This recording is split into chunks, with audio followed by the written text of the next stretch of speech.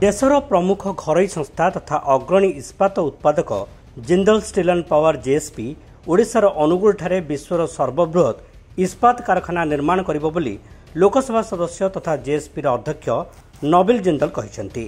JSP आसंता 6 वर्ष मध्य 25.2 नियुत ton उत्पादन सह विश्वर सर्वबृहत उत्पादक भाव परिगणित हेबो बोली नवीन कहिसेंती। सेहिभଳି कंपनी ओडिशा रे वर्तमान वार्षिक 6 नियुत टन इस्पात उत्पादन विशिष्ट कारखाना अनुगुल ठारे प्रतिष्ठा करिछि।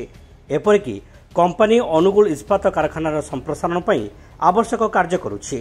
आसंता वर्षक मध्य कारखाना वार्षिक 12 नियुत टन इस्पात निर्माण क्षमता हासिल करिबो बोली नवीन जिंदल कहिसेंती।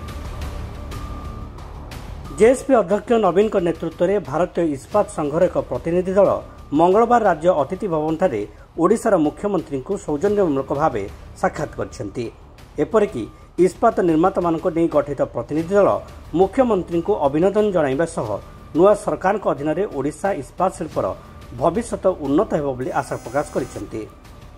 सेहिपरि राज्य में इस्पात क्षेत्र को प्रोत्साहित करने पई भित्तिभूमि अभिवृद्धि और स्मरी पाइपलाइन भली सस्टेनेबल प्रकल्पर आवश्यकता उपरे प्रतिनिधि दल विशेष भाव गुरुत्व आरोप करथिले।